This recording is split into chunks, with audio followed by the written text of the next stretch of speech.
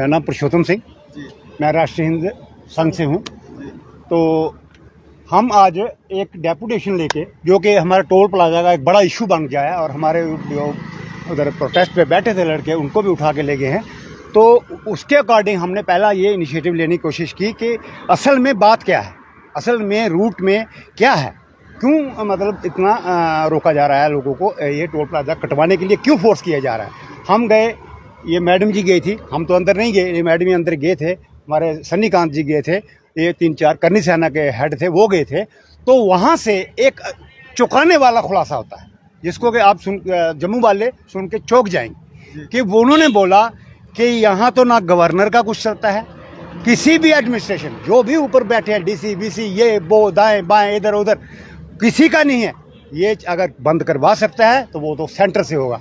जिसका मतलब मैंने जो निकाला, उसका मतलब ये निकाला कि हमारा जम्मू इन लीडरों ने बेच दिया है, बेच दिया है। मैं फिर बोलूँगा कि बेच दिया है, और हमें इस हालात में खड़े आके खड़ा कर दिया गया है। और इसी के मद्देनजर मैं आपको एक और बात बताता हूँ। इन मैडम जी ने उनको अंदर जाके पूछा कि आपके पास अथॉरिटी क्यों नहीं आता।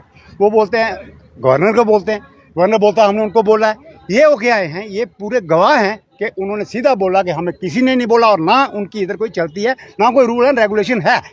इसलिए हमने 370 के दिन जब ये टूटी थी, जब उन्होंने हमने पढ़ा लिखा है, हमने भी देखा है कि स्टेट से यूटी बनते फर्स्ट टाइम देखा गया। यूटी से स्टेट बनती बार देखी, लेकिन स्टेट से यूटी बनते पहली बार देखा।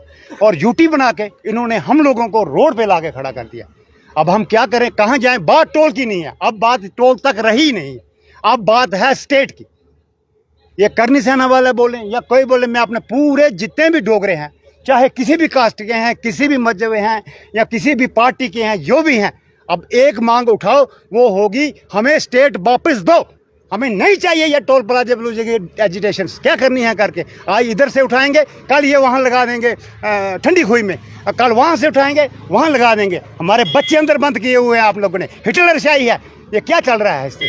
इसलिए मैं सब लोगों से, अपने जम्मू के कश्मीर के लोगों से, आवाम से एक रिक्वेस्ट करता हूँ, हाथ जोड़ के, भाई सब कुछ छोड़ दो, एक डोगरे होकर एक डिमांड रखो, हमारी स्टेट हमें वापस दो, हमें बेचो मत। हम बहुत बिक चुके हैं और हमारे हाथ में कटोरा आ चुका है, ठीक है। और हम नहीं चाहते कि हमारे बच्चे आगे जाके उनका मुस्तकबिल मिट्टी में ख़त्म हो जाए। इसलिए मैं सबसे गुजारिश है, हमारा कोई टोल प्लाजा का नहीं, मेरा इंडिविजुअल मैं बोलता हूँ और रिक्वेस्ट करता हूँ सबसे, करनी सेना जो भी हमारे साथ गए थे, बहन जी गई थी, जो भी हम बोलते हैं, इसलिए बोलता हूँ कि हमें नहीं चाहिए ये एजिटेशन, हमें चाहिए स्टेट वापस। That's all. बाकी आप मैडम जी से पूछिए कि उन्होंने क्या कहा अंदर जाके, ये गए थे अंदर। मैम क्या कहना चाहेंगे, क्या बातचीत थी आपको? जी, मैं एडवोकेट पूजा उप्पल, राष्ट्रीय हिंद संघ की वुमेन विंग की प्रेसिडेंट। आज राष्ट्रीय हिंद संघ और भी और ऑर्गेनाइजेशंस के साथ नेशनल हाईवे अथॉरिटी के ऑफिस गया, और वहाँ पे हमने पूरा बात की सर से कि इतनी एजिटेशन हो रही है सरोर टोल की वजह से, तो वो क्यों, और बच्चे जो हैं डिटेन भी कर लिए गए हैं, तो ये क्यों हो रहा है। तो उन्होंने साफ साफ किया कि ये जो है, इसमें हम लोग वो ये नहीं कर सकते कि टोल ना कटे, इसमें they are not having any authority, उनके पास कोई अथॉरिटी नहीं है। और ये जितनी भी पावर जो है, वो पावर जो है सेंट्रल मिनिस्ट्री के पास है। जो मिनिस्टर हैं इसके नितिन गडकरी जी, वो अगर ऑर्डर करते हैं देन ओनली ये जो टोल है वो उसमें रिलैक्स जो माफ़ भी किया जा सकता है, रिलैक्सेशन भी दी जा सकती है। बट ऑब्जेक्टिव जो है, अगर हम एज़ पर रूल्स जाएँ तो ऑब्जेक्टिव टोल का होता है कि अगर रोड डेवलप्ड है, रोड जाने के लिए रास्ता बिल्कुल साफ़ है, उसी के लिए उसकी डेवलपमेंट के लिए टोल काटा जाता है। बट जो रोड है ही नहीं, जो टूटा हुआ रोड है, जिस सफ़र को स्मूथ करने के लिए टोल लगता है, 1 घंटे का सफ़र जो है 3 घंटे में तय हो रहा है, वो इसका ये साफ साफ एक एविडेंस है कि टोल जो है वो अनलीगली, इलीगली और ऑथराइज तरीके से काटा जा रहा है। तो हम लोग यही मांग करते हैं अपने संघ की तरफ से कि ये ना काटा जाए। और अभी जो है हमें थोड़ा सा टाइम उन्होंने बोला है कि थोड़ा सा वेट कर लीजिए 2-3 दिन के लिए। हाँ, अगर वो कुछ स्टेप नहीं लेते हैं इसके लिए, तो हम लोग ये करेंगे, हम लोग मूव करेंगे दिल्ली की तरफ और अपना एजिटेशन स्टार्ट करेंगे वहाँ पे।